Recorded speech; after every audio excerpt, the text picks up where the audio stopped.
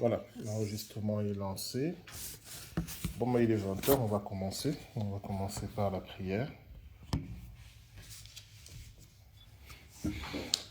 Seigneur notre Dieu, nous te rendons grâce pour cette soirée d'études bibliques. Nous remettons sous ta direction pour étudier ta parole. C'est l'épître aux Romains. On te demande, Seigneur, ta lumière, ton éclairage à travers l'enseignement qui va être donné, mais aussi nos questions, nos échanges, que nous puissions nous édifier mutuellement. Père, je te prie aussi pour tous ceux qui vont écouter cette étude biblique, qu'elle puisse les enrichir, les faire grandir dans la foi et dans leur relation avec toi. Tout cela, on te le demande au nom de Jésus-Christ. Amen. Voilà, bonsoir à tous. On continue ce soir notre étude sur l'Épître aux Romains. La dernière fois, on n'a pas pu faire l'étude biblique. Donc, pour ceux qui suivent en podcast, c'est normal qu'il n'y ait pas eu d'étude biblique en ligne à la date prévue. Elle avait été annulée. Donc, on s'était arrêté à Romains chapitre 8. On avait énormément parlé de la prière en langue, de ce à quoi elle sert, pourquoi elle est là, ce à quoi elle ne sert pas. Alors, je ne sais pas si c'est la peine de revenir là-dessus, sauf s'il y a des questions. Mais il me semble dans mon souvenir qu'on avait quand même bien abordé la question. Je ne sais pas s'il y avait des points laissés en suspens, mais je pense que non. On avait vraiment essayé de voir pourquoi elle était intéressante, à quoi elle servait. Alors, qu'est-ce qu'on peut dire brièvement de la prière en langue, à distinguer du don des langues. Le don des langues, c'est un don du Saint-Esprit qui nous permet de parler ou de comprendre des langues qui existent et que normalement on ne parle pas et qu'on ne comprend pas. Un peu comme si là le Saint-Esprit me donnait la capacité soit de parler et de comprendre le chinois, soit uniquement de comprendre le chinois. Voilà. Ça, c'est le don des langues. C'est à propos des langues qui existent déjà. Le parler en langue, on avait vu que c'était autre chose. Ce n'est pas un langage. On a vu, c'est ce que dit l'apôtre Paul dans Romains chapitre 8, lorsqu'il parle des soupirs inexprimables. Ce n'est pas un langage, mais c'est plutôt la manifestation d'un événement qui est mon esprit, qui est en dialogue avec Dieu. Et on avait vu que la finalité, c'est mon édification personnelle. Et c'est pour ça que dans sa première épître aux Corinthiens, l'apôtre Paul dit que le parler en langue n'est pas pour les réunions de l'assemblée de l'Église, mais plutôt de l'ordre du culte personnel, puisqu'il s'agit d'une édification individuelle, personnelle, de l'ordre de l'intimité avec Dieu, tandis que dans l'assemblée de l'Église, typiquement le dimanche, ce qu'on va plutôt viser, c'est l'édification collective. Et donc, plus avec des éléments comme le don de prophétie, parfois le don des langues, des paroles de connaissance, la louange, la prière, l'enseignement, etc., etc.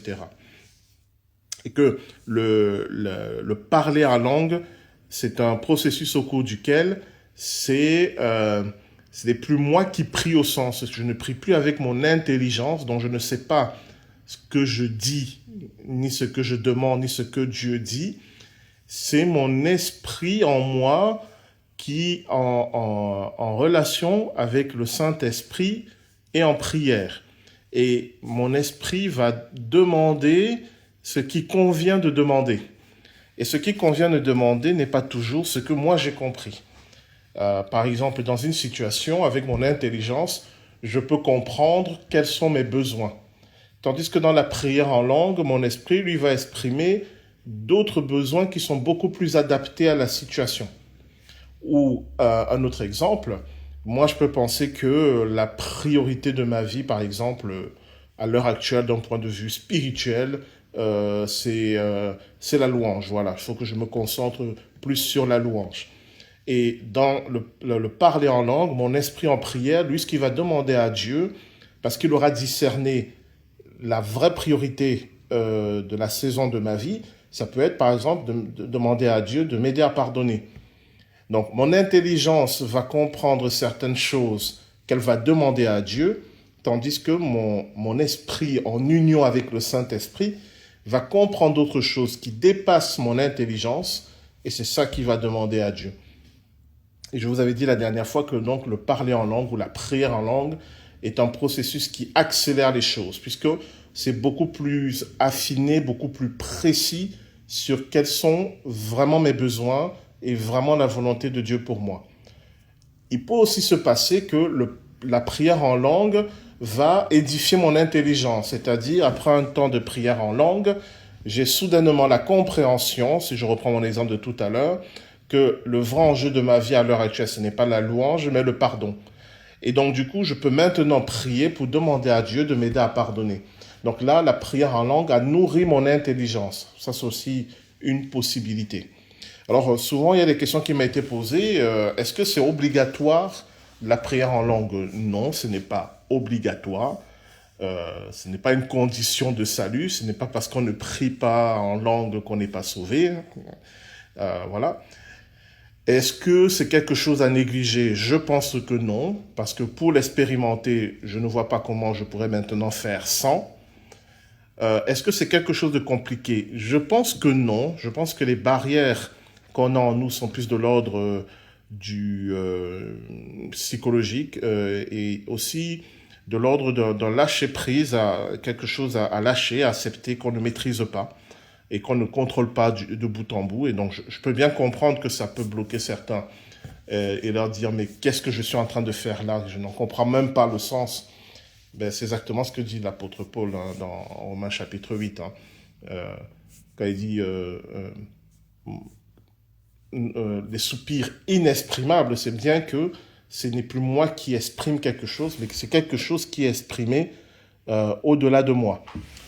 Donc voilà, moi je pense que c'est pas quelque chose à négliger, c'est quelque chose à essayer, mais bien sûr, c'est la relève de l'intimité. Et l'autre question qui m'a été posée, c'est en lien avec certaines églises qui disent que le baptême du Saint-Esprit est lié au parler en langue ou bien la prière en langue. Non, il n'y a aucun lien qui est fait comme ça. Il est vrai que dans le livre des Actes, le baptême du Saint-Esprit était souvent suivi de la prière en langue. Mais rien ne dit que c'est obligatoire. Voilà. Et ce sont deux événements distincts. Voilà. Il n'y a pas de lien, il n'y a pas de dire que si je prie en langue, c'est que j'ai été baptisé du Saint-Esprit. Non, ce n'est pas vrai.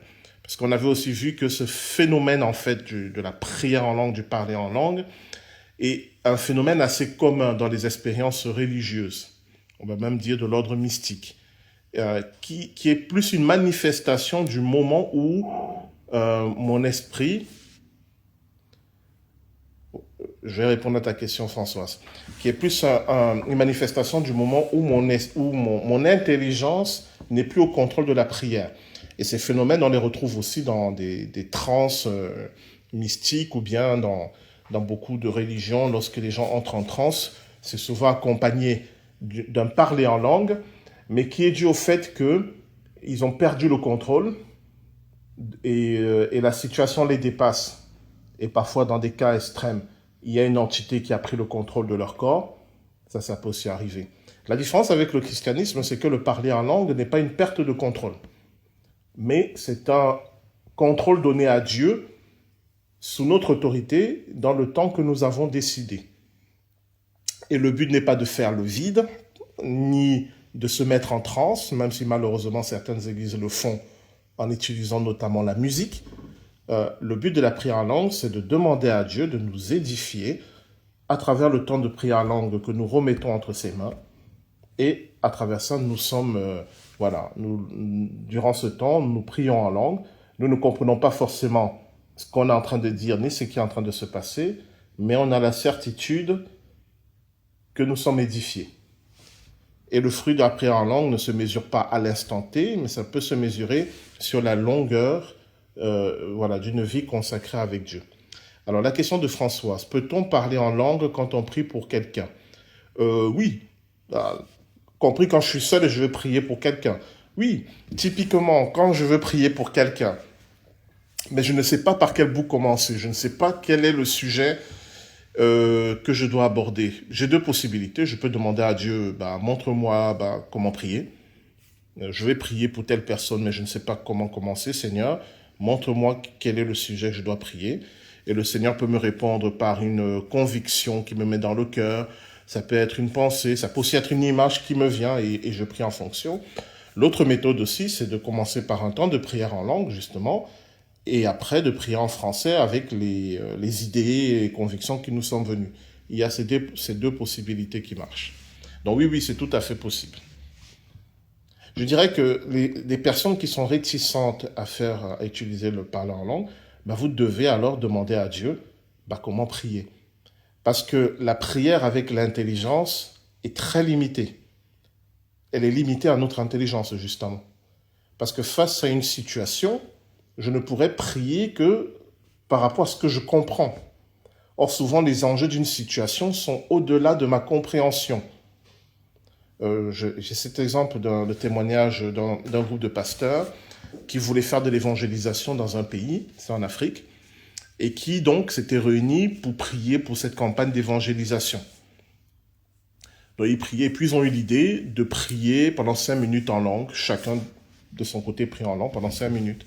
Et au bout de ces 5 minutes, il y a un qui a eu la conviction qu'il fallait prier pour la fille d'un des ministres de ce pays.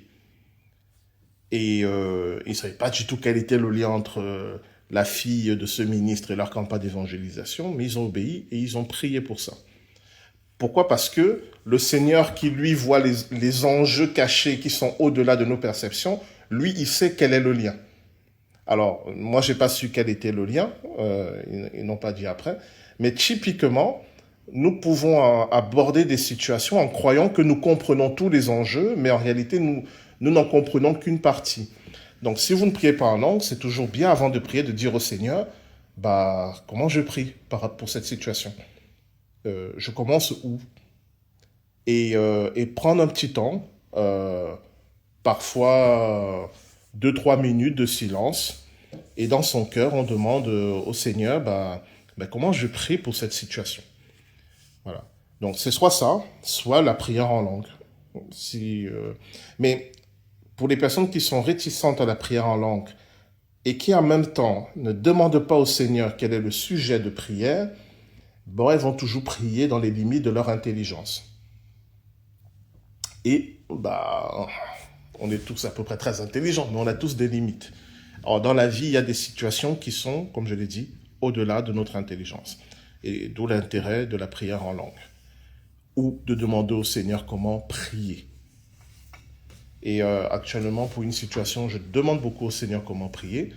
Et souvent, on est en situation A, pour laquelle je demande au Seigneur, mais comment, au moment où je veux me mettre en prière, dans mon cœur, je lui dis, montre-moi comment prier pour cette situation A. Et il me vient une pensée pour quelque chose que je dirais qui est de l'ordre de XY, c'est-à-dire très loin de ma situation. Je prie par rapport à ce XY, même si je ne vois pas le lien avec ma situation A. Parce que lui, le Seigneur, il sait quel est le lien. Puisqu'il y a des choses qui nous dépassent, que ce soit dans l'espace ou dans le temps. Mais que lui, le Seigneur, prend en considération. Donc voilà. Je ne sais pas s'il y a des questions par rapport à ça. C'était un rappel de ce qu'on avait vu la dernière fois sur le parler en langue. Des questions? Non, ça va, Lucette. En ligne, vous avez des questions encore par rapport au parler en langue, à la prière en langue? C'est bon? Si entre-temps il y a des questions qui vous viennent, n'hésitez pas à mettre un petit mot. Donc, nous allons continuer dans Romains chapitre 8. La dernière fois, on s'était donc arrêté... on avait vu les versets 27, qui dit que l'Esprit Saint intercède pour nous. J'ouvre une petite parenthèse. L'Esprit Saint intercède pour nous, mais on va voir aussi que Jésus-Christ intercède pour nous. Donc, l'Esprit Saint et Jésus intercèdent pour nous. Donc, avec ça, normalement, ça va aller, parce que quand même, on a quand même Dieu lui-même qui intercède pour nous. Donc, c'est pas le thème d'aujourd'hui, mais c'était quand même important de se le rappeler, parce que Ce que dit l'apôtre Paul au verset 27, quand il dit que l'Esprit Saint intercède pour nous, il va le dire un peu plus loin. C'est à quel au verset alors, au verset 34, il dit Christ est mort, bien plus, il est ressuscité, il est à la droite de Dieu et il intercède pour nous. Voilà. Donc, nous avons deux intercesseurs auprès de Dieu le Père, c'est Dieu le Fils et Dieu le Saint-Esprit. Donc, on n'est pas seul quand même, hein? On n'est pas livré à nous, on n'est pas abandonné, on n'est pas délaissé. Et même si on a le sentiment qu'il y a peu de personnes qui pensent à nous et qui prient pour nous, dites-vous que Jésus-Christ prie pour nous et le Saint-Esprit prie pour nous. J'ouvre une autre parenthèse un peu polémique pour nos frères et sœurs catholiques. Quand on a le Fils et le Saint-Esprit qui intercèdent pour nous, on n'a plus besoin d'autres intercesseurs. On n'a pas besoin que Marie intercède pour nous. On n'a pas besoin que les saints intercèdent pour nous.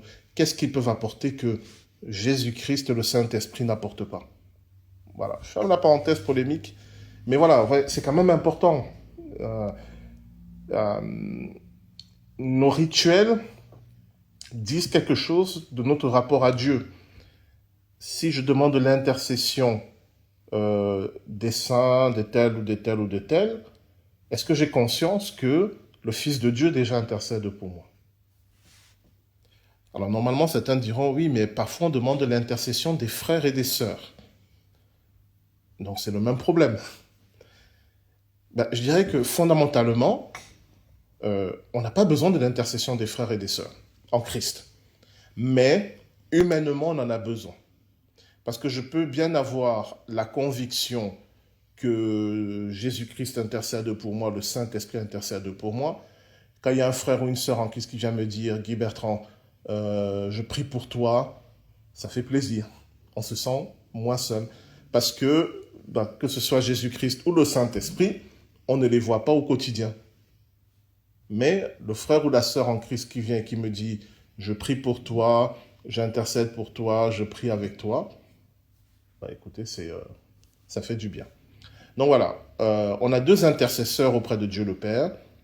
C'est Dieu le Fils, c'est ce que l'apôtre Paul nous dit dans Romains 8, verset 27.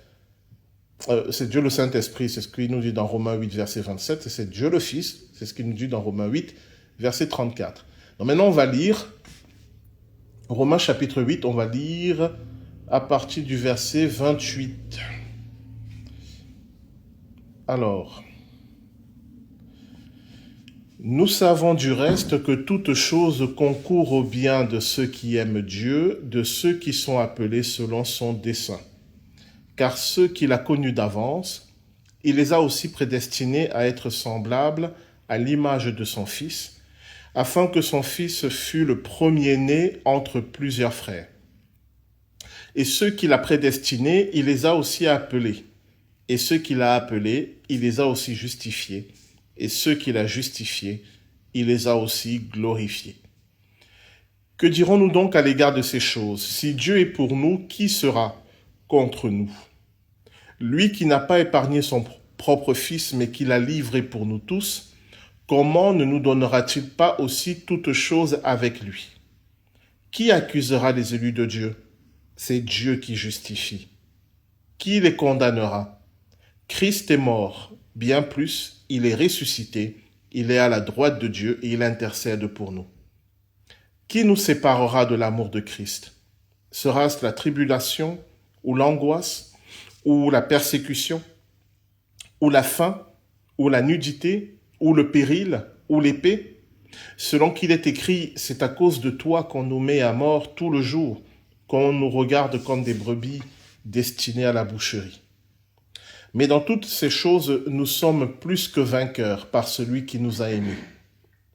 Car j'ai l'assurance que ni la mort, ni la vie, ni les anges, ni les dominations, ni les choses présentes, ni les choses à venir, ni les puissances, ni la hauteur, ni la profondeur, ni aucune autre créature ne pourra nous séparer de l'amour de Dieu manifesté en Jésus-Christ, notre Seigneur. Alors, on va commencer par cette partie et puis on verra Romains chapitre 9. Alors, nous revenons au verset 28. Nous savons du reste que toute chose concourt au bien de ceux qui aiment Dieu, de ceux qui sont appelés selon son dessein. Dans la suite de son discours, on comprend bien que c'est lié avec ce qu'il a dit auparavant. Donc, relisons les versets 26 à 27.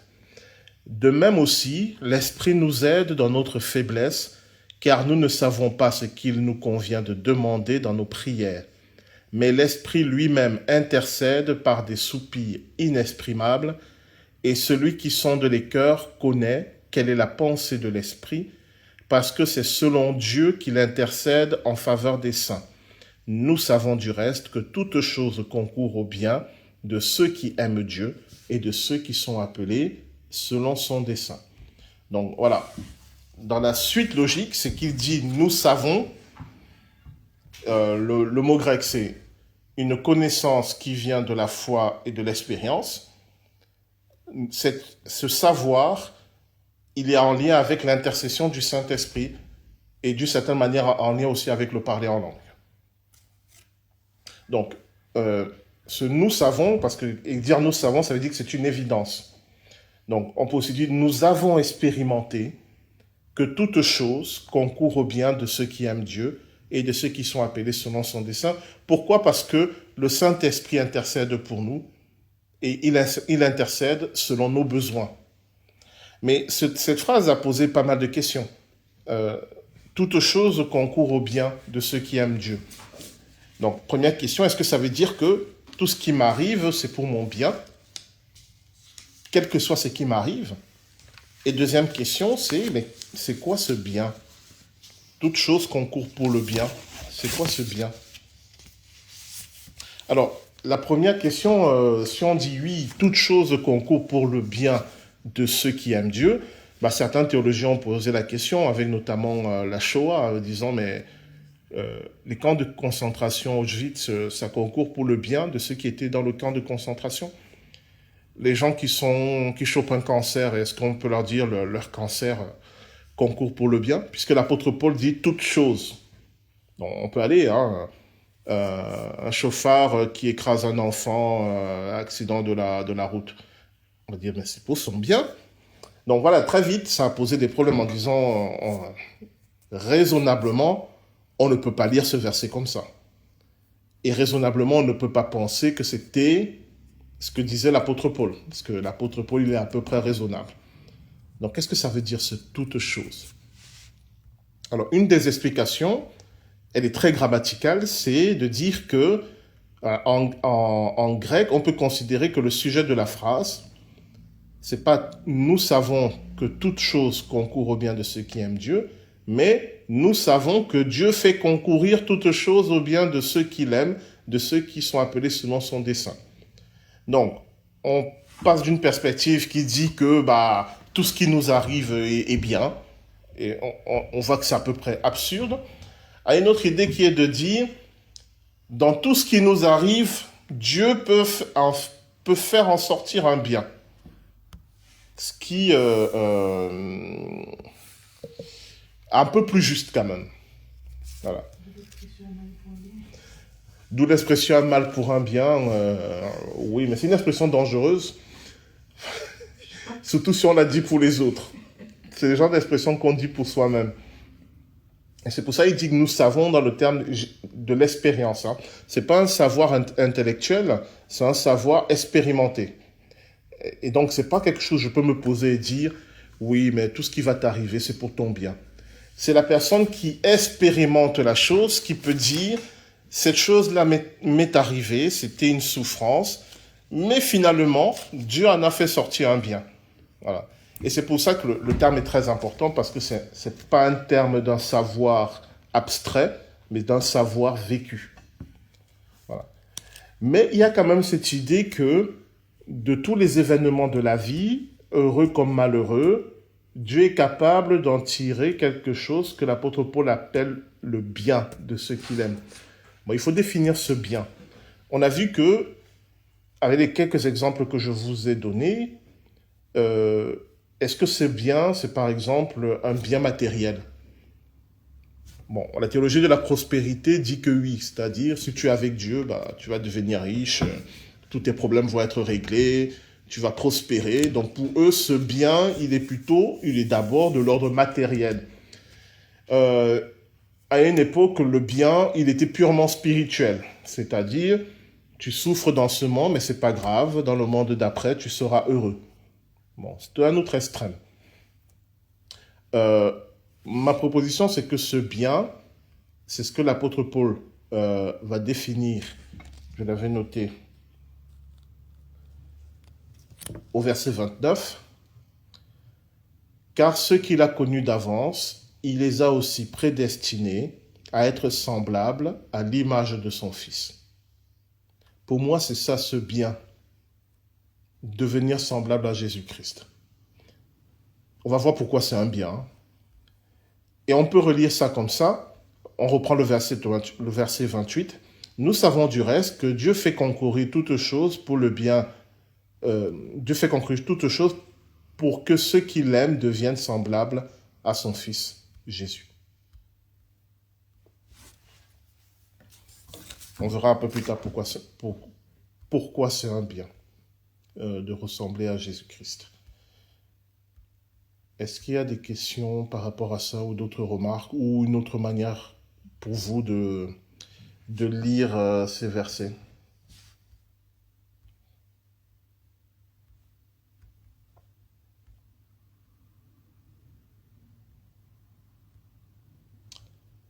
Alors, oui. Oui, j'ai une question, je ne sais pas si Oui. vous m'entendez, sur plutôt justement le fait, sur le verset 29, en effet, ce qu'il a connu d'avance, et il les a aussi prédestinés. Donc, du coup, il y en a qui sont prédestinés. C'est ça, en fait, ma question. Alors, ça, c'est l'étape d'après. On y D'accord, arrive. ok, ça marche. On y arrive à cette Alors, je question. reposerai à tout à l'heure, alors. Oui, on y arrive. Mais c'est en lien. Donc, pour avancer et aller vers ta question, donc, pour moi, ce bien, c'est devenir semblable à Jésus-Christ. Est-ce que j'en parle maintenant? Pourquoi c'est un bien? Non, on le verra plus tard. Alors, devenir semblable à Jésus-Christ, on va voir que c'est être héritier des promesses, justement, qui sont en lien. Ce qu'il faut comprendre, c'est que... bon, j'en parle tout de suite. Ce qu'il faut comprendre, c'est que il y a des promesses de Dieu et des bénédictions de Dieu qui sont en lien avec l'être humain qui sera capable de vivre parfaitement sa volonté.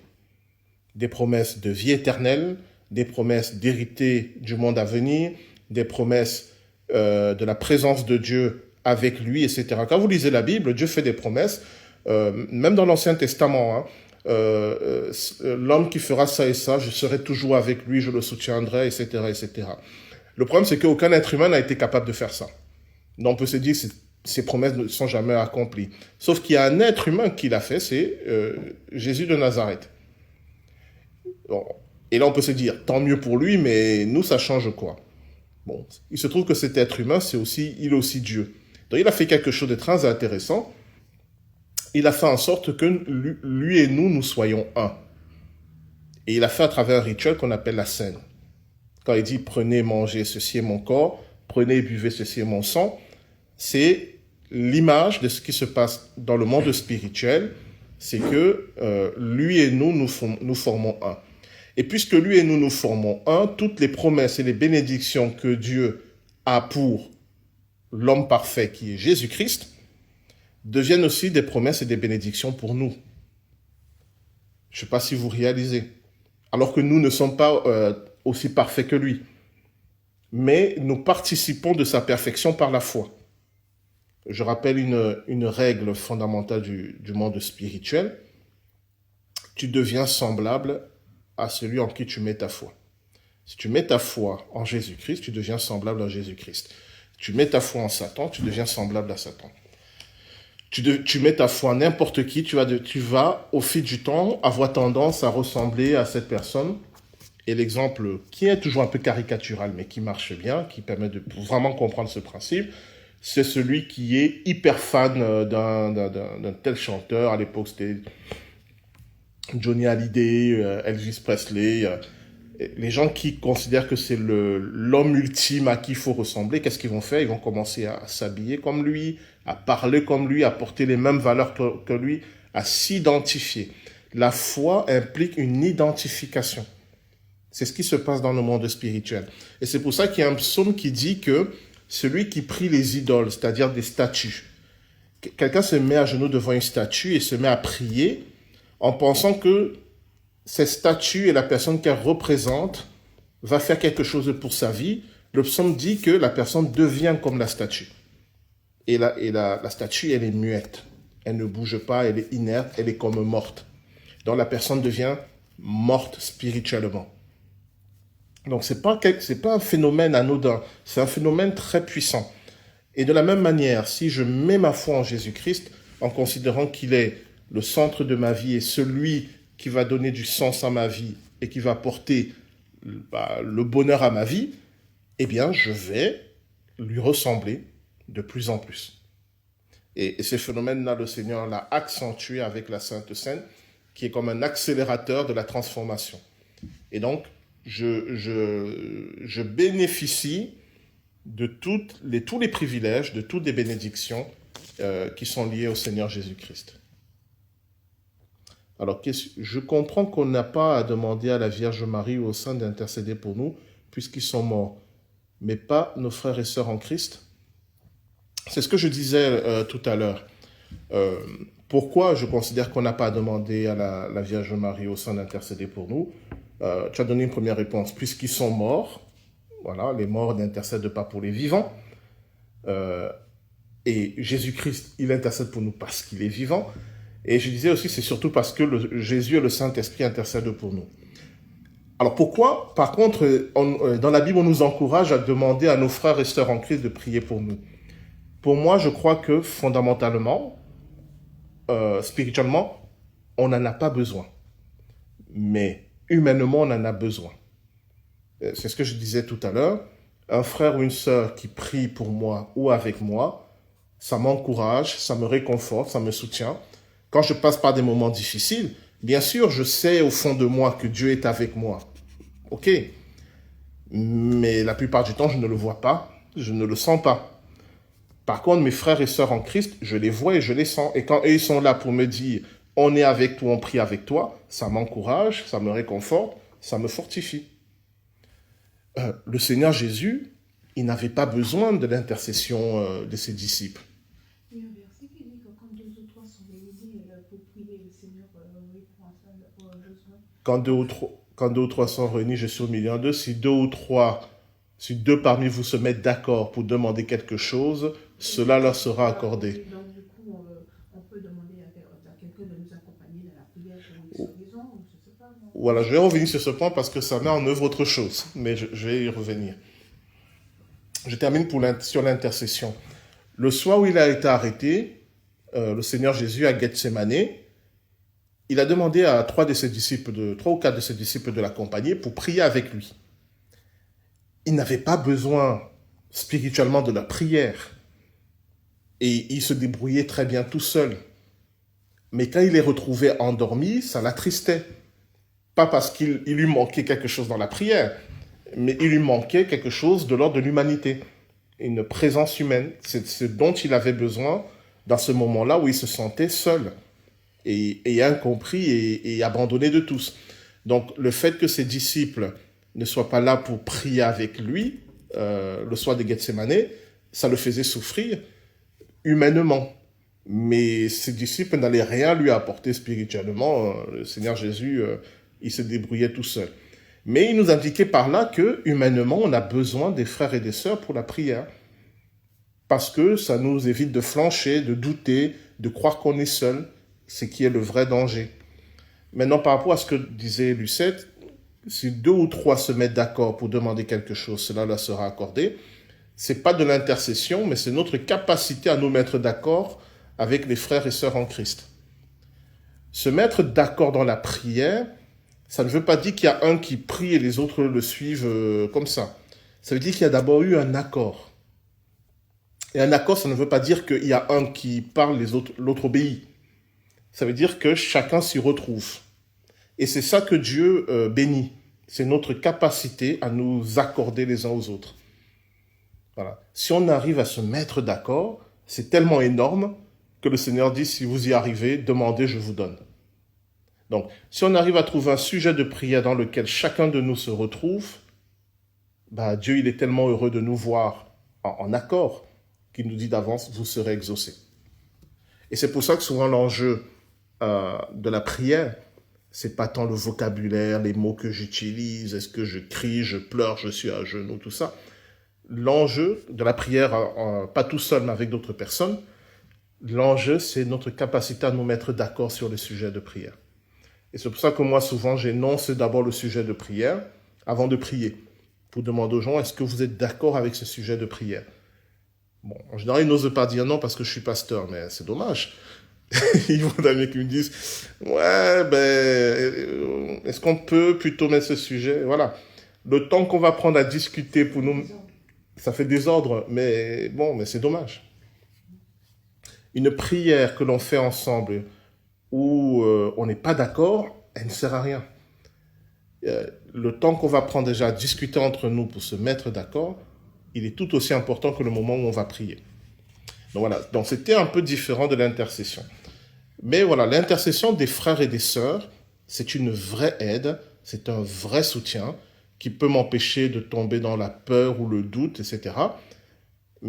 Mais a priori, je n'en ai pas besoin de l'intercession de mes frères et des sœurs. A priori, non. Mais humainement, quand on est dans des moments de combat, ça fait du bien. Donc ce n'est pas à négliger. Donc je ne sais pas si je réponds à ta question, Françoise, mais voilà. N'hésitez pas hein, s'il y a d'autres questions. Voilà. On en était où? On revient, toute chose concourt pour le bien. Dieu fait concourir toute chose pour le bien. Et ce bien, c'est de devenir semblable à Jésus-Christ, c'est ce que je disais. Et alors, on est dans la question qui a été posée, verset 29. « Car ceux qu'il a connus d'avance, il les a aussi prédestinés à être semblables à l'image de son Fils, afin que son Fils fût le premier-né entre plusieurs frères. » La question de la prédestination, c'est une très grande question. Alors, il y a la prédestination telle que Calvin l'a théorisée et qu'on appelle la double prédestination. On en a déjà parlé, je fais un bref rappel. La double prédestination, c'est de dire que puisque Dieu est tout-puissant et omniscient, il sait toutes choses, il a déjà décidé qui va être sauvé et qui ne le sera pas. Donc, c'est une décision souveraine de Dieu, de ceux qu'il appelle au salut et de ceux qui ne sont pas appelés au salut. Et il y a des passages comme ça, comme celui qu'on vient de lire, qui semblent soutenir cette position. Il y a un autre passage dans l'évangile de Jean qui a l'air d'aller dans le même sens. Alors, si je peux le retrouver rapidement, ce passage, qui est assez troublant, je crois que c'est dans Jean chapitre 6. Alors, est-ce que je peux le retrouver rapidement? C'est le passage où il dit que personne ne peut venir à lui s'il n'a été appelé par Dieu. Et là aussi, on se dit, donc, c'est Dieu qui appelle. Et donc, si je n'ai pas été appelé, c'est que Dieu a décidé que je ne serai pas sauvé. Et donc, il y a ceux qui sont destinés à être appelés et ceux qui ne le sont pas.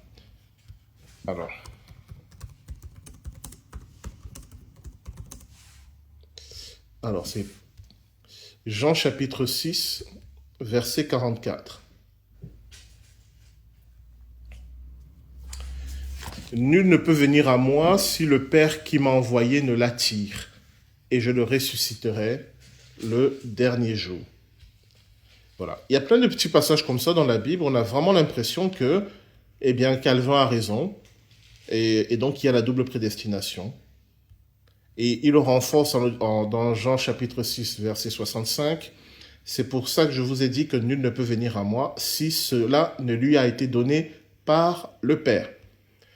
Alors, j'avais déjà montré la dernière fois que la double prédestination nous amène à une impasse, une situation absurde, qui est liée aux propres énoncés qu'on trouve dans la Bible elle-même. Imaginons imaginons que la double prédestination marche. Donc, on prend quelqu'un que Dieu a dit, ben toi, tu seras perdu. Or, nous savons, parce que c'est la parole de Dieu, et Dieu ne se contredit pas, ceux qui sont perdus, c'est ceux qui ont commis le mal. Dieu n'est pas injuste. Il ne va pas dire à quelqu'un tu es perdu si cette personne n'a pas commis ou n'est pas appelée à commettre le mal. Donc, imaginons quelqu'un que Dieu a créé pour qu'elle soit perdue en fait. Donc, pour qu'elle commette le mal. Et cette personne, elle commet le mal. Cette personne, elle fait la volonté de Dieu. Elle accomplit ce pourquoi Dieu l'a créé. Et selon la Bible elle-même, celui qui accomplit ce pourquoi Dieu l'a créé, celui qui fait la volonté de Dieu pour sa vie, c'est une personne qui est juste. Et celui qui est juste, ne peut pas être perdu. Donc, on arrive à quelque chose d'absurde, c'est que si Dieu dit « je te crée pour que tu fasses le mal » et que effectivement tu fais le mal, eh bien, tu accomplis la volonté de Dieu pour ta vie. Et donc, si tu accomplis la volonté de Dieu pour ta vie, tu es destiné à être sauvé. Et voilà. Et donc, à un moment, ça déraille. Vous voyez, ça ne fonctionne pas. Donc, question qui m'est posée, est-ce le cas de Judas?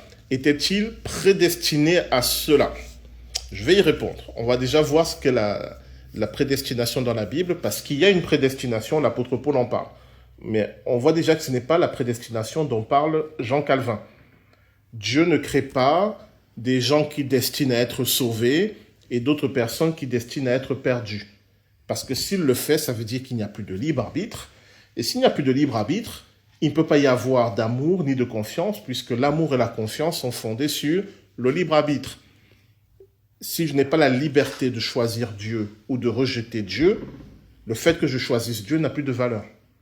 Si je suis destiné à choisir Dieu, le fait que je choisisse, c'est simplement que je réponds à ce pourquoi j'ai été programmé d'une certaine manière.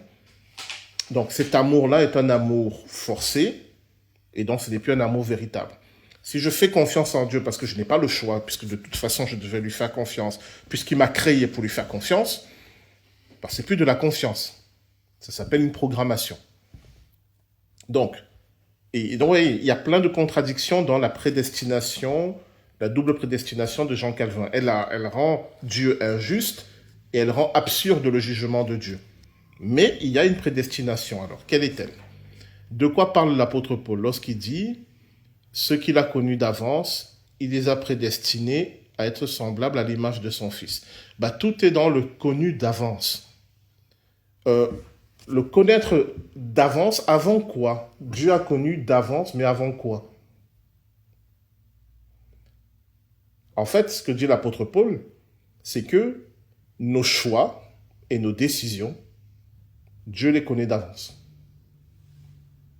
C'est pas lui qui nous fait faire ses choix et ses décisions, puisqu'on a vu qu'il y a le principe du libre arbitre. On parle des choix et des décisions en lien avec notre relation avec Dieu. Je ne parle pas du fait qu'on choisisse le poulet ou le poisson, même si ça aussi, il le connaît d'avance. On parle du vrai libre arbitre. Nos choix et nos décisions, Dieu les a connus d'avance. C'est-à-dire même avant de nous créer, lorsqu'il a vu le déroulé de l'histoire humaine, avec toutes ses implications, quand je dis implications, tous les choix possibles, toutes les routes possibles, toutes les décisions possibles, il sait déjà qui va le choisir et qui va le rejeter. Et c'est ça l'omniscience. Voilà. Dieu sait déjà. Donc, on peut dire qu'il nous crée en connaissance de cause. Voilà. S'il nous crée en connaissance de cause, je vais prendre mon cas, parce que c'est aussi ce que je crois et j'espère. Quand il me crée, moi, Guy Bertrand, Il sait qu'à un moment, Guy Bertrand va me faire confiance, va me donner sa vie et va marcher à ma suite.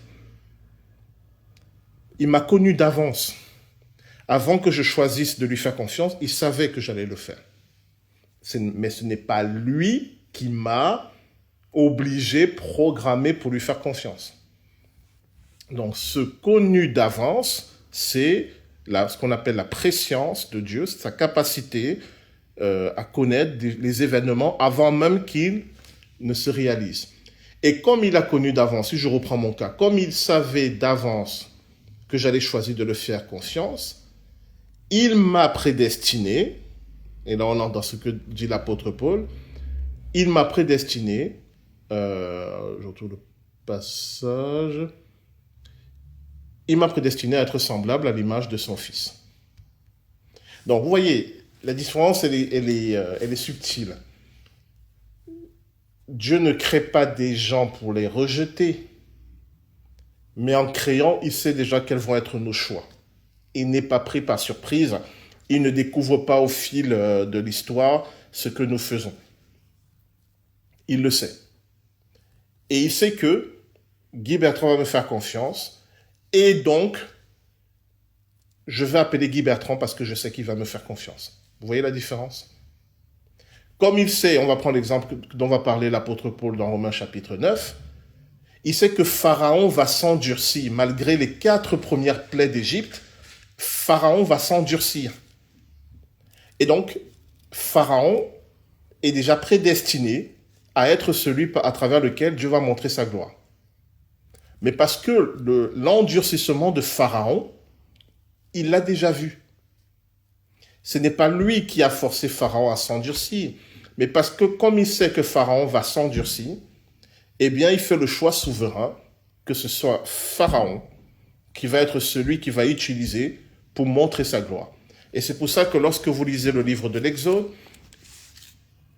les 4 premières plaies d'Égypte, on nous dit que malgré tout ce que Pharaon entend de la part de Moïse, parce que Moïse est venu prêcher devant Pharaon, et malgré tout ce que Pharaon voit de la puissance de Dieu, même les magiciens de Pharaon lui ont dit que c'était la puissance de Dieu qui était manifestée. Malgré tout cela, Pharaon continue de s'endurcir. Et à partir de la 5e plaie, on nous dit que c'est Dieu qui a endurci Pharaon. Ce qui veut dire que il a laissé le choix à Pharaon. Il a laissé la possibilité à Pharaon de se repentir, de changer de voie, d'accepter de croire et de voir. Mais il savait que Pharaon n'allait pas le faire. Voilà. Et comme il savait que Pharaon n'allait pas le faire, il pouvait dire à Moïse, tu vas faire tout ça devant Pharaon, mais sache que ça ne va pas marcher. Alors la question qu'on peut se poser, c'est, mais s'il savait, pourquoi malgré tout, est-ce qu'il n'y avait pas une voie à travers laquelle Pharaon finisse par se repentir et finisse finalement par laisser partir le peuple hébreu tranquillement, voilà. Non, il n'y en avait pas. Pardon? C'est un peu plus qu'il fallait que ça s'accomplisse. C'est que Pharaon, de toute façon, allait s'endurcir. Et là, l'apôtre Paul en parle dans Romains chapitre 9, quand il dit que Dieu est le potier... non, le potier. Nous sommes l'argile et il est le potier, je crois. C'est qu'à un moment, il sait qui nous sommes. Si Dieu nous dit, Pharaon, de toute façon, n'aurait pas laissé partir le peuple de lui-même, il faut le croire. Il faut le croire. Dieu n'est pas un menteur. S'il y avait eu un monde dans lequel Pharaon se repent et laisse partir tranquillement le peuple hébreu, c'est ce monde qui se serait réalisé. Mais ce monde n'existe pas. De la même manière, on peut nous annoncer d'avance que l'Antichrist ne se repentira pas. Il ira jusqu'au bout de sa folie. Malgré tout ce que Dieu va faire pour lui montrer sa puissance, il ira jusqu'au bout, jusqu'à Armageddon. Est-ce qu'il existe un monde dans lequel l'Antichrist se répand? Apparemment, non. Voilà. Donc, l'Antichrist est prédestiné à sa perte. Mais il est prédestiné, ça ne veut pas dire que Dieu l'a créé pour le perdre. Mais ça veut dire que Dieu sait déjà qu'à partir d'un certain point, ça ne sert plus à rien, il va aller jusqu'au bout. De la même manière que pour Pharaon. Et je ne prends pas ces exemples au hasard parce que Pharaon, dans le livre de l'Exode, est une préfiguration de l'Antichrist. C'est les mêmes. Voilà. Donc, il y a une prédestination, mais d'une certaine manière, quand je donne ma vie à Jésus-Christ, ça veut dire quoi, je donne ma vie à Jésus-Christ? Ça veut dire que maintenant, je vivais ma vie en faisant moi-même mes choix, en essayant de tracer moi-même ma route selon ce que je trouvais bon. Maintenant, je veux que ce soit Jésus-Christ qui trace ma route et j'essaie de le suivre. Donc, ça veut dire que maintenant, il peut me prédestiner à ce qu'il a prévu pour moi. Enfin, il peut mettre en œuvre ce à quoi j'étais prédestiné, puisque je lui ai donné ma vie. Avant, quand ma vie ne lui appartenait pas, il ne pouvait pas le faire. Puisque Dieu n'est pas un voleur, il ne va pas mettre en œuvre son plan pour moi si moi, je ne suis pas d'accord. Mais à partir du moment où moi, je lui dis, tu es le maître, le seigneur de ma vie, je lui donne le titre de propriété sur ma vie, alors il peut mettre en œuvre ce à quoi il m'a prédestiné.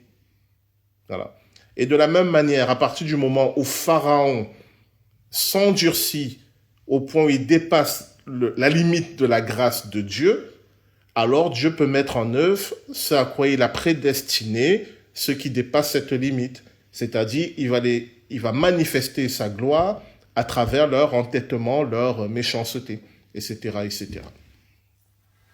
Donc, si on parle de prédestination, elle se joue à ce niveau-là. Donc, la prédestination ne concerne pas ceux qui sont sauvés, ceux qui sont perdus. La prédestination entre en œuvre une fois qu'on est sauvé ou une fois qu'on est perdu, mais pas avant. Alors, on revient à la question. Le cas de Judas, est-ce qu'il était prédestiné à cela? Il était écrit dans les prophéties que le Messie allait être vendu par quelqu'un. Donc, c'est juste ça qui a été dit. Maintenant, il se trouve que, arrivé à un certain point, Judas, il est devenu cette personne. Alors, ça paraît bizarre exprimer cela, ça veut dire que ce n'était pas une fatalité qu'il le fasse. On le voit que même jusqu'au bout, Dieu lui donne la possibilité de ne pas le faire. Par exemple, Jésus va prendre un morceau, il va dire, celui à qui je donnerai ce morceau, c'est celui qui va me livrer. Il le prend et il le donne à Judas. Normalement, quand ça se passe, tu te dis, ça y est, je suis démasqué. Je sais pas moi, je m'excuse, je demande pardon, je dis, voilà, je dis quelque chose. Mais Judas, il va jusqu'au bout de sa démarche. Il va jusqu'au bout de sa trahison.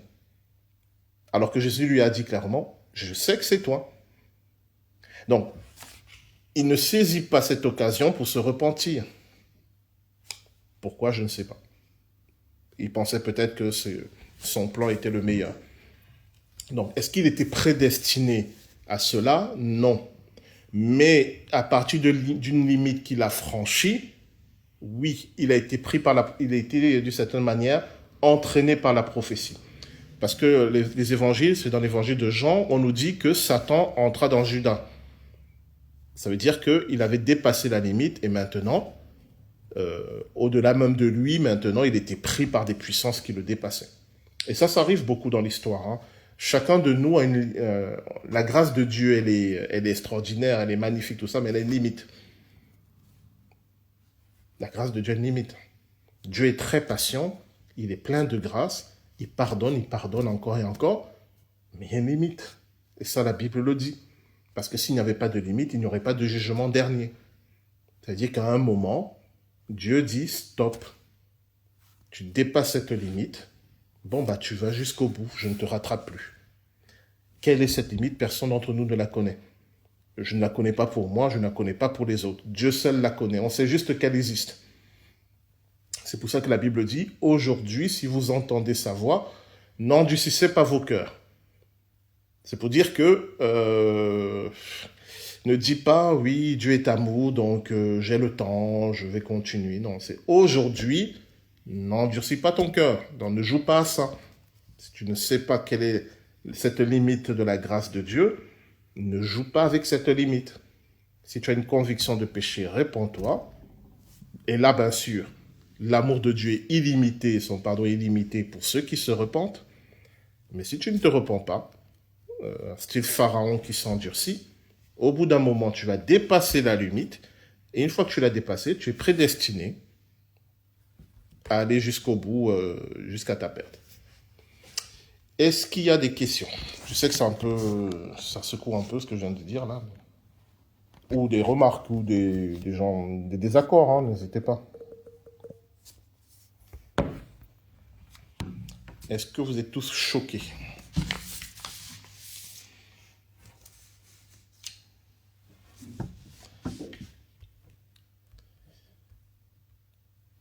Alors,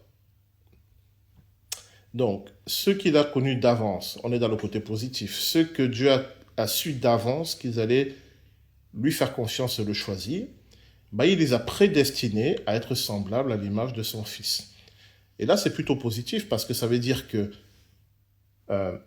si Dieu, dans sa préscience, a vu que tu allais lui faire confiance, c'est sûr qu'il va venir t'appeler.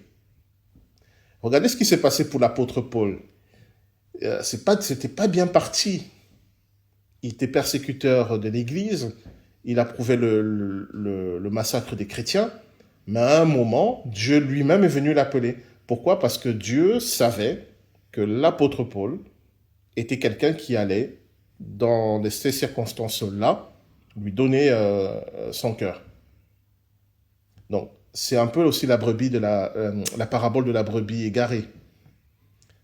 Ceux que Dieu a connus d'avance, il va les chercher, il va les appeler. Parce qu'il sait déjà qu'ils vont répondre à son appel, ils vont lui faire confiance, ils vont lui donner leur vie. Donc, il va les chercher. Il est proactif. Il n'attend pas qu'ils viennent, c'est lui qui va à leur recherche. J'ouvre une autre parenthèse pour fermer ce point, mais il va aussi appeler ceux dont il sait qu'ils vont le rejeter. Pourquoi? Parce que pour le jugement dernier, il faut que le jugement de Dieu soit juste. Si quelqu'un dit à Dieu, mais moi, j'ai jamais entendu parler de toi, donc je ne peux pas t'avoir rejeté, bah oui, c'est vrai, Dieu ne peut pas le blâmer pour cela.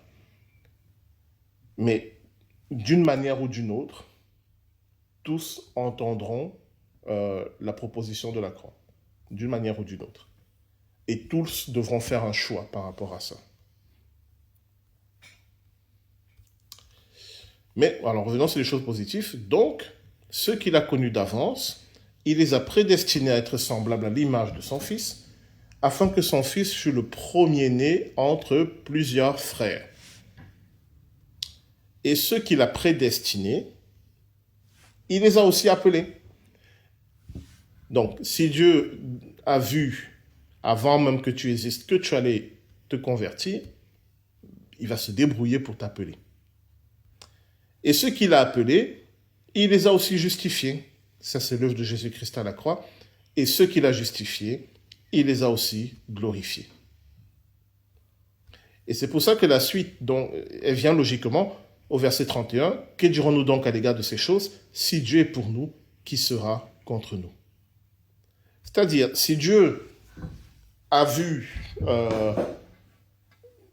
que Guy Bertrand allait lui donner sa vie et lui faire confiance, et donc, le sachant, il m'a appelé, il m'a prédestiné, il m'a glorifié, bah, qui peut venir s'opposer à cela? Et c'est pour ça que toujours dans l'évangile de Jean, le Seigneur Jésus va dire, personne ne peut arracher les brebis de la main de mon Père. Personne. Et c'est pour cela aussi la parabole de la brebis égarée, c'est-à-dire ceux que Dieu a connus d'avance, bah, il va tout faire, mais c'est une garantie qu'il va les sauver. Oui. Et j'en avais parlé lorsqu'on avait étudié l'évangile de Jean, que le statut de brebis du Seigneur, la brebis, c'est celle qui marche derrière et qui se laisse conduire. C'est pas ceux qui, dans la foule, écoutent Jésus parce qu'il est intéressant, un peu, tout ça. Non.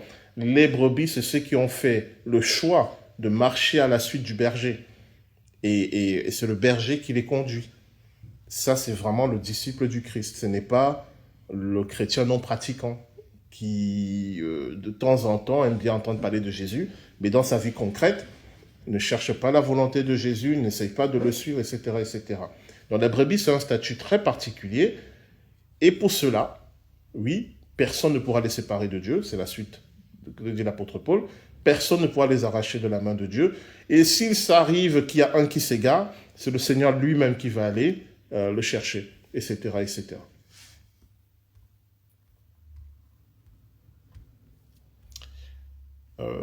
Et donc, on arrive donc à la suite logique de tout cela, verset...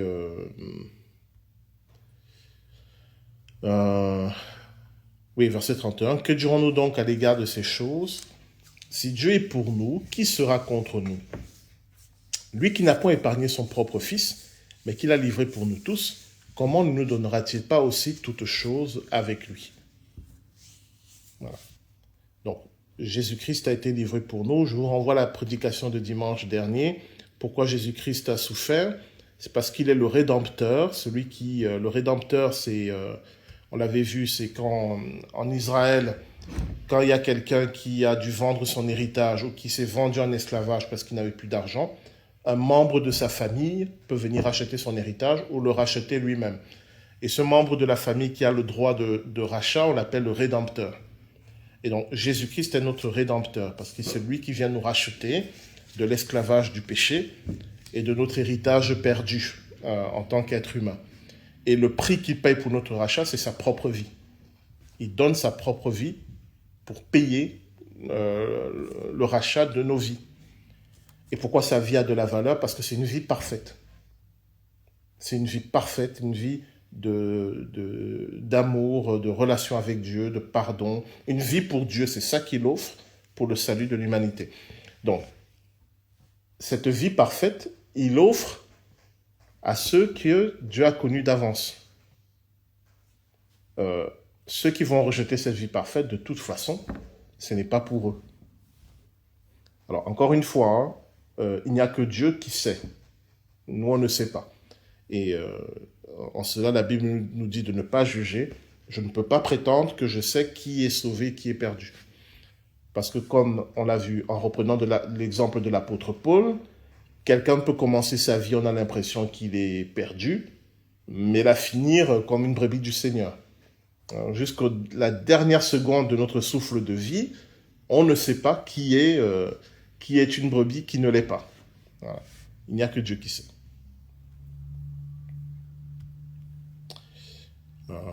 Verset 33. Qui accusera les élus de Dieu? C'est Dieu qui justifie. Qui les condamnera? Christ est mort, bien plus, il est ressuscité, il est à la droite de Dieu et il intercède pour nous. Qui accusera les élus de Dieu? On a deux accusateurs. Le premier, on le connaît bien, c'est Satan. Et l'autre, on le sous-estime beaucoup, c'est notre propre conscience. Et dans les deux cas, c'est Dieu qui justifie. Alors Satan, on voit bien, il nous accuse, mais il est en même temps le tentateur, c'est-à-dire, il est celui qui vient nous mettre dans le cœur des suggestions pour que nous succombions au péché. Une fois qu'on a succombé au péché, il est celui qui va nous accuser devant Dieu. Donc c'est vraiment pervers. Et puis on a notre propre conscience. Alors notre propre conscience ne nous pousse pas à pécher, mais elle nous accuse aussi. Par exemple, je fais quelque chose et puis, tu sais que ce n'est pas bien ce que tu viens de faire. Eh bien, c'est Dieu qui justifie devant Satan, devant notre conscience. Alors, devant Satan, on va mettre ça à part, mais comment Dieu me justifie devant ma propre conscience? Avec ce qu'on appelle la conviction de péché. Et quand ma conscience m'accuse, eh bien, le Saint-Esprit en moi vient soutenir l'accusation ou la contredire. Le Saint-Esprit peut me dire, non, alors quel exemple je peux vous donner par rapport à ça? Imaginez quelqu'un qui vit dans un environnement culturel où on lui a toujours appris qu'il fallait faire une chose. Et on lui a dit parce que si on ne la fait pas, c'est mal. Et puis un jour, il ne la fait pas. et sa conscience lui dit, mais c'est mal ce que tu as fait. Et là, le Saint-Esprit peut venir lui dire, ce n'est pas mal. Vous voyez un peu ce que je veux dire? Je ne vais pas donner des exemples trop précis, j'ai un exemple précis en tête, mais j'ai déjà suffisamment de problèmes. Je ne vais pas le donner. Mais le Saint-Esprit peut venir aussi soutenir l'accusation. Ma conscience me dit, c'est pas bien ce que tu viens de faire. Et moi, j'ai une conviction qui me dit, non, c'est vraiment pas bien, repens-toi. Et là, je me repens. Voilà. Le problème avec l'accusation maintenant de Satan, c'est que ça amène à la culpabilité. La conviction de péché que donne le Saint-Esprit amène à la repentance. L'accusation de Satan amène à la culpabilisation, la culpabilité, le sentiment de culpabilité. Ce n'est pas du tout la même chose. Dieu ne travaille pas avec le sentiment de culpabilité, il travaille avec la conviction de péché. C'est-à-dire, c'est une pensée claire qui te dit, ce que tu viens de faire, ce que tu viens de dire, ce n'est pas bien. L'accusation, c'est ce que tu viens de faire, ce que tu viens de dire, ce n'est pas bien, d'ailleurs, tu es quelqu'un de mauvais. Vous voyez la différence? La conviction de péché va être très précise sur une parole, un acte, une pensée, et qualifier la parole, l'acte et la pensée. En disant, cette parole a été injuste, ce que tu as fait là, c'était maladroit, cette pensée, elle est impure, mais la conviction du péché qui vient du Saint-Esprit va toujours qualifier les choses très précisément. L'accusation de Satan va me qualifier moi. Donc, tu as une parole blessante, d'ailleurs tu es méchant. C'est pas, jamais le Saint-Esprit ne va pas être dans l'accusation. Oui. Le Saint-Esprit peut me dire, cette parole que tu as eue est blessante, elle a fait du mal à ton frère ou à ta sœur en Christ. Voilà. C'est une information. Je me repens, j'essaie de reconnaître les choses, ça dépend de moi. Il me laisse la liberté. Satan, il va me dire, de toute façon, tu es quelqu'un de méchant, on ne peut pas te faire confiance, tu te réjouis de faire du mal à tes frères. Voilà, et c'est parti. Culpabilité, culpabilité, culpabilité. Et beaucoup de gens confondent les deux. Voilà, donc il faut bien distinguer Satan, qui nous injecte des pensées, qui nous culpabilisent, qui nous qualifie, nous, et le Saint-Esprit qui nous donne une conviction, qui qualifie ce qu'on a dit, ce qu'on a fait, parfois même nos pensées, mais qui ne dit rien sur nous. Il ne dit rien sur nous parce que la seule chose qu'il peut dire sur nous, c'est « je t'aime ». Voilà. Parce que malgré le mal que je peux dire, penser ou faire, ça n'enlève rien à l'amour de Dieu pour moi. Et c'est parce que je sais que Dieu m'aime, que je peux me repentir et demander à Dieu son aide pour devenir meilleur. Mais je le répète, la culpabilité, c'est Satan qui va me qualifier. Tu es méchant, tu es voleur, tu es menteur, tu es, voilà. Dès que vous avez ce genre de pensée qui vous qualifie, vous, sachez que ce n'est pas le Saint-Esprit. Sachez que c'est l'ennemi, ou à la limite, c'est votre propre mauvaise conscience. Dans les deux cas, prenez autorité. Si c'est Satan, vous chassez ses pensées au nom de Jésus-Christ. Si c'est votre conscience qui est un peu déréglée, vous lisez le psaume 103, « Mon âme bénit l'Éternel, et n'oublie aucun de ses bienfaits. » Pour réajuster un peu votre âme et lui dire arrête de faire n'importe quoi. Des questions, des remarques? On avance. Ça va, Lucette? Tu écris. Non, je ne peux pas grand-chose. J'ai noté le psaume, c'est tout ce que j'ai fait. Le psaume 103 et le psaume 104, c'est David qui dit « Mon âme bénit l'Éternel ». Il parle à son âme et lui donne une injonction, ce qui est parfois utile de faire, parce que notre âme, justement, dans les pensées culpabilisantes, « Ah, je suis nul. Ah, je ne vaux rien. Ah, de toute façon, personne ne m'aime. » Mon âme, tu te tais. Dieu t'aime. Dieu ne crée pas des choses sans importance, etc., etc. Voilà. Et c'est ça le véritable combat spirituel. On continue. Donc, qui accusera les élus de Dieu? C'est Dieu qui justifie.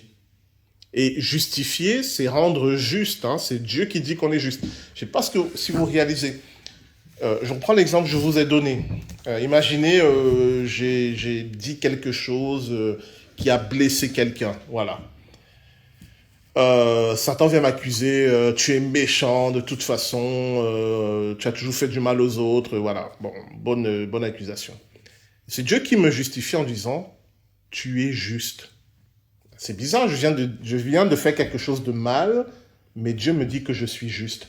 Alors c'est quoi la justice? C'est quoi être juste? C'est quoi être justifié? Bon, on le sait dans le livre de la Genèse. Depuis Abraham, celui qui est juste, c'est celui qui fait confiance en Dieu. C'est la définition la plus simple et la plus profonde. Si tu fais confiance en Dieu, tu es juste. Ça ne veut pas dire que tu es parfait et que tu ne commets pas de fautes ni de mal, tout ça. Mais tu es juste. Juste, ça veut dire, au sens profond du terme, tu es bien aligné. Tu es juste là où il faut, ce qu'il faut, comme il faut. Pourquoi? Parce que Dieu a créé l'être humain pour être dans une relation de confiance avec lui.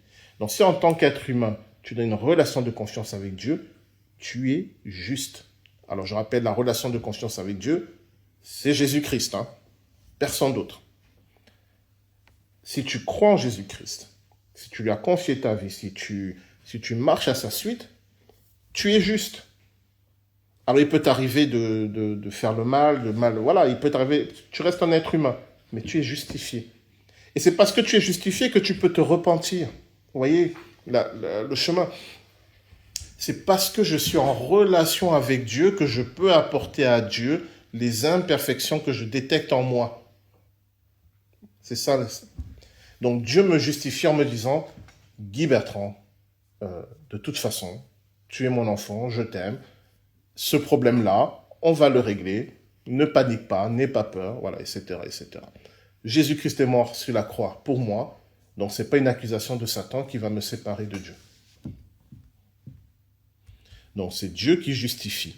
Qui les condamnera? Ben justement, Christ est mort, bien plus, il est ressuscité, il est à la droite de Dieu et il intercède pour nous. On va le voir précisément ce dimanche, pourquoi la résurrection de Jésus est fondamentale, est vraiment fondamentale dans notre vie chrétienne. Parce que la résurrection de Jésus, c'est le signe, la démonstration justement de l'amour de Dieu pour nous. Parce que si Jésus était resté mort, il serait simplement un autre innocent qui a été tué injustement. Parce qu'avant Jésus, il y a eu plein d'innocents qui sont morts après des procès truqués, sous des fausses accusations. C'est malheureusement. Et après Jésus, il y en a encore eu plein. C'est plutôt quelque chose... ça nous dit plutôt quelque chose sur la nature humaine. Mais la résurrection de Jésus, ça montre qu'il n'était pas un innocent comme les autres. Ça montre qu'il était tellement juste que même la mort n'a pas pu le retenir. Et ça montre que son enseignement a été validé par Dieu, parce que si son enseignement avait été contraire à la volonté de Dieu le Père, il aurait été un pécheur et il serait resté mort. Et ça montre aussi que les promesses de Dieu sont valables toujours puisqu'il est vivant. La résurrection de Jésus est la manifestation de beaucoup, beaucoup de choses. Si Jésus n'est pas ressuscité, ça ne sert à rien d'être chrétien. C'est une perte de temps. Ça n'a aucun sens. C'est pour ça que la catégorie de chrétiens qui pensent que la résurrection de Jésus n'est pas un événement historique, mais simplement un événement symbolique, une image du souvenir de Jésus qui reste dans le cœur de ses disciples, c'est absurde. Le christianisme n'existe plus si Jésus n'est pas ressuscité. À la limite, le christianisme, c'est une philosophie, mais encore, il y a des philosophies humaines plus intéressantes. Le christianisme devient puissant parce que Jésus-Christ est vivant. Ce n'est plus une théorie parmi d'autres. Ça devient la vérité. La vérité non pas parce que les dogmes sont intéressants. La vérité parce que Jésus est vivant. On continue. Verset 35. Qui nous séparera de l'amour de Christ? Sera sa tribulation ou l'angoisse, ou la persécution ou la faim, ou la nudité, ou le péril, ou l'épée. C'est très intéressant le verset 35. Imaginez un chrétien qui subit tout ça. La persécution, l'angoisse, la faim, la nudité, le péril, ou l'épée. Certains chrétiens, notamment adeptes de la théologie de la prospérité, diront « Ah, s'il lui arrive tous ces problèmes, c'est peut-être qu'il a un péché caché. C'est peut-être que Dieu, finalement, ne l'aime pas, hein, parce que si Dieu l'aimait, il l'aurait béni et sa vie aurait été tranquille, il n'aurait pas eu tous ces problèmes. Donc, s'il a tous ces problèmes, hein, c'est peut-être que Dieu ne l'aime pas. » L'apôtre Paul nous pose la question.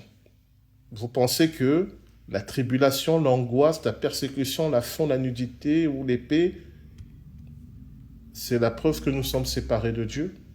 Il le dit d'autant plus que c'est ce que lui et une bonne partie des premières générations de chrétiens, pas tous, mais une bonne partie ont vécu.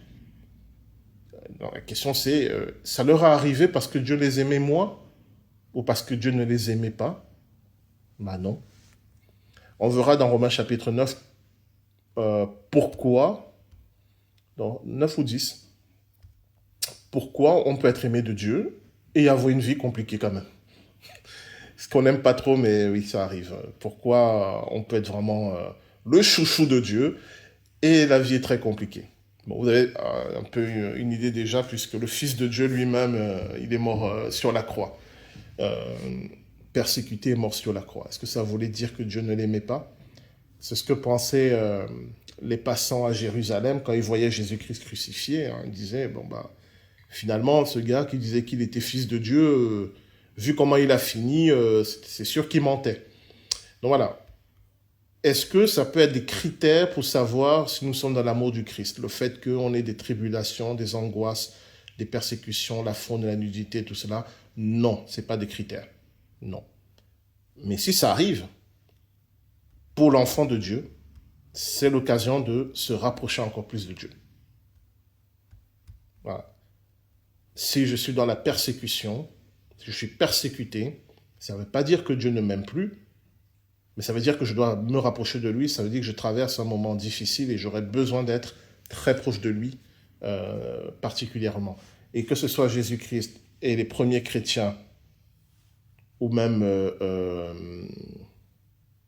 la première génération, c'est ce qui est arrivé. Alors, je vois que Françoise... Est-ce que vous m'entendez bien, tout le monde en ligne?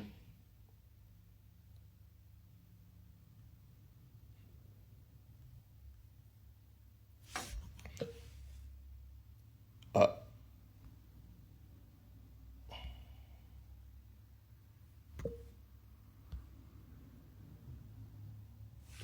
On ne m'entend plus. Alors, on ne m'entend plus. Au moment où vous parliez des justes. Voilà. Alors, je parlais des justes. Est-ce que quelqu'un peut me restituer? Parce que j'ai un peu bavardé entre-temps.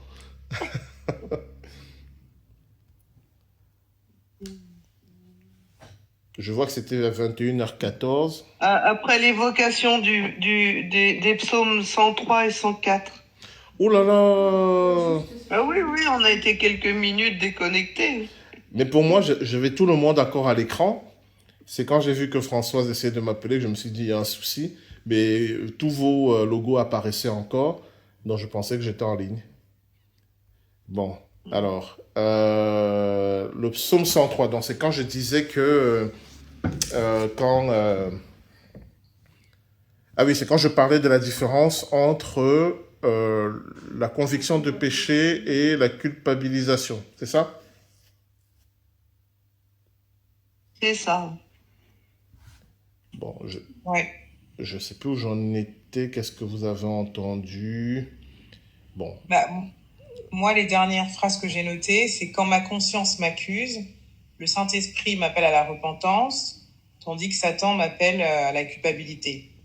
Et quand c'est le cas, du coup, c'est là qu'on a cité le psaume 103, 104. Ok, donc oui, il y a une bonne partie. Alors, ouais. Et puis après, on est passé sur qu'on était juste, et puis ça s'est coupé. La bonne nouvelle, c'est que c'est enregistré. Et donc, vous pouvez réécouter, mais je vais faire un résumé. Alors, en gros, je disais que la différence entre la conviction de péché, qui vient du Saint-Esprit en moi, et la culpabilisation qui vient de Satan, c'est que le Saint-Esprit va qualifier mes actes, et Satan va me qualifier moi. Vous avez entendu quand j'ai dit ça ou pas? Non, pas du tout. Ça, Ok, c'est nouveau. d'accord. Bon, je reprends à partir de là. Donc, la différence, elle est fondamentale. C'est-à-dire que si, par exemple, j'ai une parole méchante envers quelqu'un, le Saint-Esprit va me donner une conviction de péché, c'est-à-dire, Guy Bertrand, ce que tu viens de dire, c'était méchant, c'était pas juste, c'était pas bien. Donc, voilà, je me repens, et puis j'essaye, avec l'aide de Dieu, de corriger cela. Satan va me culpabiliser en disant, ce que tu as dit là, c'était pas bien, d'ailleurs, tu es méchant. C'est en ça qu'il va me qualifier moi. C'est-à-dire, Satan va utiliser mes péchés pour me qualifier, alors que le Saint-Esprit va qualifier mes péchés. Donc, il va dire, ça c'était une pensée impure, repens-toi. Ça c'est le Saint-Esprit. Satan va dire, ça c'était une pensée impure, tu es, 3 points, vous remplissez, voilà. Et donc il faut apprendre à bien distinguer les deux. La conviction des péchés, qui est un appel à la repentance, et la culpabilisation qu'on doit chasser. Voilà. Toutes ces pensées qui me qualifient, ben, je les chasse. Je les chasse au nom de Jésus-Christ. Parce que j'ai déjà été qualifié, je suis enfant de Dieu. Je suis aimé de Dieu. Je suis sauvé. Je suis disciple de Jésus-Christ. On peut mettre tous les qualificatifs. Ce que je suis, ça a déjà été déterminé par Jésus-Christ à la croix. Donc on ne va pas revenir là-dessus. Mais il peut m'arriver de faire des choses qui ne sont pas justes. Et ça, le Saint-Esprit va les qualifier. Il va m'aider à comprendre. Telle pensée est une pensée impure. Telle parole, elle était blessante. Tel acte n'était pas bien, etc., etc. Et chaque fois qu'il me donne ces convictions, je me repens et je demande l'aide du Seigneur pour m'améliorer. Mais Satan, lui, va essayer de me qualifier. Tu es voleur, tu es menteur, tu es adultère, tu es. Et ça, il ne faut pas l'accepter. Ça, il faut dire non. Je ne suis pas voleur. Même si j'ai commis un vol. Si j'ai commis un vol, le Saint-Esprit va me dire, c'était du vol, ce n'est pas bien. Satan va me dire, tu es voleur. Donc, non, je ne suis pas voleur. Mais pardon, Seigneur, pour le vol que j'ai commis. Ouais, etc. Donc, c'était ça que je disais essentiellement, cette différence entre conviction des péchés et culpabilisation.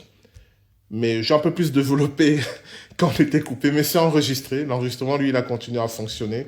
Donc, il n'y a pas eu de souci. Vous pouvez réécouter ça avec plus de détails. Mais c'est pour ça que je demandais si quelqu'un a des questions, vous ne répondiez pas. Je me disais, c'est génial, j'ai trop bien expliqué, ils ont tout compris. Mais non, c'était un souci informatique. Alors, il nous reste 4 minutes. Donc, si on remonte... Ah oui, donc du coup... Donc, si on comprend bien, c'est dans le deuxième cas, quand c'est Satan qui utilise mes péchés pour me qualifier, il va toucher plus à notre identité. Exactement. Ok. Il va qualifier mon identité, parfois mes actes, mais le but, c'est surtout de qualifier mon identité, puisque son but, le but de Satan, ça sera toujours de questionner mon identité d'enfant de Dieu, de la combattre, cette identité, par tous les moyens, que ce soit par la tentation ou par l'accusation. Et dans les deux cas, il faut mener le combat. Il y a beaucoup de mensonges de Satan que nous avons intégrés comme des éléments de notre identité. Et une des choses à faire, c'est vraiment demander à Dieu dans la prière de nous révéler quelles sont ces choses-là. Mais beaucoup pensent être, alors qu'en fait, ils ont juste intégré une accusation. Et comme ils l'ont intégré, ils en ont fait une part de leur personnalité. Et il faut vraiment demander à Dieu qui je suis vraiment. Et montre-moi ce que j'ai pris comme étant normal en moi, alors qu'en fait, non. Et en général, c'est des paroles d'accusation qu'on a intégrées, ou alors une réaction à une accusation, une réaction qu'on a vraiment intégrée. Voilà. Par exemple, tu n'arriveras à rien dans la vie. En réaction contre ça, je deviens quelqu'un de suractif qui essaie de faire plein de choses pour montrer que sa vie a un sens. Voilà. Typiquement, c'est une surréaction qui a été intégrée comme une identité. Mais le jour où je découvre que je suis un enfant de Dieu et que ce n'est pas le nombre de choses que je fais qui fait que je suis aimé, je peux commencer à lâcher certaines choses et demander à Dieu, voilà, quelles sont les priorités. Donc, ça vaut souvent le coup de prier dans ce sens. En revanche, je peux dire aussi, je suis pécheur. Donc ça, c'est une réalité aussi. Oui, on peut le dire globalement. Oui, mais Peut-être je suis pécheur, mais racheté par Christ. Peut-être voilà, voilà. c'est ce que j'allais dire. Il faut Voilà. compléter la phrase. Tout à fait, ok. Oui, oui, il faut pas s'arrêter à je suis pécheur. Voilà, justifié par Christ. Ok, très bien, je comprends. Voilà.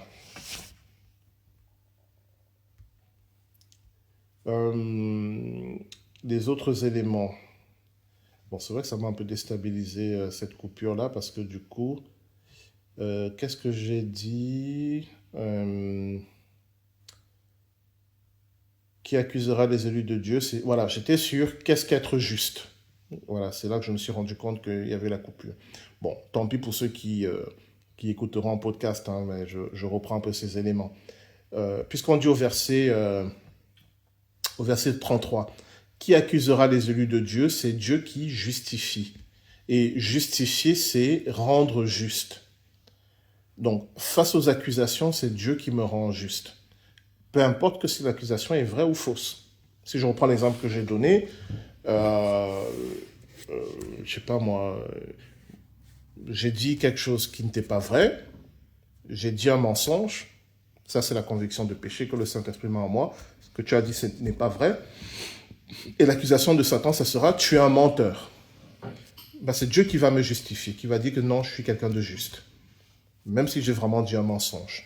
Et je rappelais que la définition du juste, on le trouve dès le livre de la Genèse, avec Abraham, c'est celui qui met sa confiance en Dieu.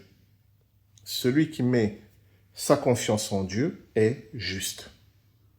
Et c'est parce qu'il est juste que Dieu peut l'aider à devenir meilleur. Donc, le juste, c'est pas celui qui est parfait. Le juste, c'est celui qui fait confiance en Dieu pour que Dieu le rende parfait. Donc, si Satan m'accuse en disant « Tu as dit un mensonge, tu es un menteur », la première chose, au nom de Jésus-Christ, je ne suis pas menteur, mais devant Dieu, je te demande pardon pour le mensonge que j'ai dit. Ça paraît des circonvolutions un peu compliquées, mais je vous assure, c'est important. Et c'est Dieu qui va dire que je suis juste. Pourquoi je suis juste? Parce que je lui fais confiance. En me repentant, en reconnaissant mon mensonge devant Dieu, sincèrement, vraiment, 100 ans, je lui montre que je lui fais confiance. C'est ça qui me rend juste. Vous voyez qu'on est vraiment à franc renversé par rapport à nos compréhensions de celui qui est juste devant Dieu. Le simple fait d'être dans une relation de confiance avec Dieu, où je compte sur lui pour devenir meilleur, c'est ça qui me rend juste. Et je disais tout à l'heure que cette relation de confiance, elle est fondée en Jésus-Christ. Ça, par contre, la parole de Dieu est claire là-dessus. Elle est fondée en Jésus-Christ et en Jésus-Christ seul. Ce qui fait qu'à l'heure actuelle, les seules personnes justes sur cette terre, c'est ceux qui reconnaissent Jésus-Christ comme Sauveur et Seigneur. Je n'ai pas dit les seules personnes parfaites, gentilles, tout et tout, je veux dire les seules personnes justes. Et ces gens justes, donc, qui font confiance en Dieu, c'est Dieu qui les aide à devenir meilleurs. Et c'est pour ça que l'accusation de Satan tombe. Elle tombe à l'eau d'une certaine manière. Parce que quand Satan vient me dire, tu es menteur, oui, mais c'est pas un scoop. Dieu le sait, je le sais, et d'ailleurs, je suis en train d'y travailler avec Dieu. Donc Satan, il n'a rien à dire là-dedans. Les accusations de Satan sont importantes quand moi, je veux cacher des choses à Dieu. Un, c'est bête parce que Dieu le sait déjà. Et deux, ça montre juste que je ne lui fais pas confiance. Et oui, là, l'accusation de Satan porte parce que je ne fais pas confiance à Dieu. Mais si je suis dans une relation de confiance avec Dieu, même mes ténèbres qui sont en moi deviennent lumière. Parce que le jour où mes ténèbres sont mises en évidence, c'est l'occasion pour Dieu d'y travailler avec moi. Donc ça devient une occasion pour moi de m'améliorer. Et donc l'accusation de Satan, elle tombe. C'est pour ça, qui accusera les élus de Dieu? C'est Dieu qui justifie. D'une certaine manière, l'enfant de Dieu, c'est-à-dire le chrétien, c'est-à-dire le disciple de Jésus, eh bien, il est déjà passé devant le tribunal de Dieu. Je vais terminer avec ça. Le tribunal de Dieu, c'est la croix. À la croix, Dieu a dit, les péchés de l'humanité méritent la croix. Il y a un qui a payé le prix à notre place, mais voilà, les péchés de l'humanité méritent la croix. L'enfant de Dieu, c'est celui qui est d'accord avec Dieu en disant, c'est vrai, mes péchés méritent la croix. Bah ça y est, j'ai été jugé. J'ai été jugé coupable, et la sanction, c'était la croix. Mais quelqu'un a pris la sentence à ma place. Mais mon jugement a déjà eu lieu. Et comme il a déjà eu lieu, j'ai été jugé, reconnu coupable, il y a une sanction, on peut me faire grâce maintenant. Je rappelle que la grâce n'est que pour ceux qui ont été déjà reconnus coupables et condamnés. Voilà. La grâce n'intervient qu'après la reconnaissance de la culpabilité et la condamnation. Donc, le chrétien a déjà été jugé à la croix, il a déjà été reconnu coupable, il a déjà été condamné, c'est la croix, et il a reçu une grâce. Et maintenant, il vit par grâce. Et c'est pour ça que nous ne passons plus en jugement, parce que ça y est, c'est fait. Il y a plus de jugement pour nous, ça a déjà été fait. Qu'est-ce qui reste pour nous? C'est la grâce. Et la relation de confiance avec Dieu. Voilà. Et c'est ça qui fait qu'on est juste. Et le reste de l'humanité qui ne passe pas par la croix passera par le jugement dernier. Et à ce moment-là, on verra qui s'en sortira, qui ne s'en sortira pas. D'une certaine manière, le chrétien, c'est celui qui dit, franchement, si je passe au jugement dernier, je m'en sortirai pas. Donc, j'y vais maintenant. Et c'est ça qui est paradoxal, et ça rejoint ce que Jésus a dit. Hein. Celui qui s'abaisse sera élevé. Parce que le chrétien, c'est celui qui s'abaisse, qui dit à Dieu, écoute, il n'y a pas besoin de jugement dernier. Dès à présent, je reconnais que je suis coupable. Voilà, je suis un pécheur. On vient à ce que tu disais, Rachel. Je suis un pécheur. Et voilà, je suis coupable. Et la grâce de Dieu peut intervenir maintenant. Parce qu'en m'abaissant, je suis élevé. Voilà, il est 21h36. On va s'arrêter là. Vraiment désolé pour le souci. Ça s'est coupé à partir de 21h14. Donc sur l'enregistrement du 1h32. Donc vous pouvez réécouter à partir de, pour ceux qui ont suivi aujourd'hui, à partir de 1h, voilà, les 30 dernières minutes, je pense que vous allez retrouver des éléments. Mais j'ai essayé de vous faire un résumé de ce que j'avais dit tout à l'heure, hein. Mais vous pourrez les retrouver. Bon, et pour ceux qui suivront en podcast, de toute façon, ils auront l'ensemble. Je ne sais pas pourquoi ça a fait ça, parce que j'avais tous vos logos, comme si tout fonctionnait. Voilà. N'hésitez pas la prochaine fois à m'envoyer un petit mot sur WhatsApp, tout ça. Je crois que Françoise a fait ça. Ça me permet de savoir. Voilà. Est-ce qu'il y a quand même des questions avant qu'on se quitte?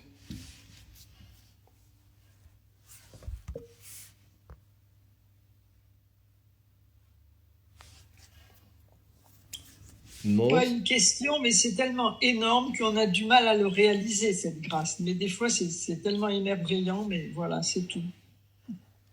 Sur ces belles paroles, la grâce émerveillante, on va se quitter. Donc, rendez-vous le mercredi 25 mars pour la suite.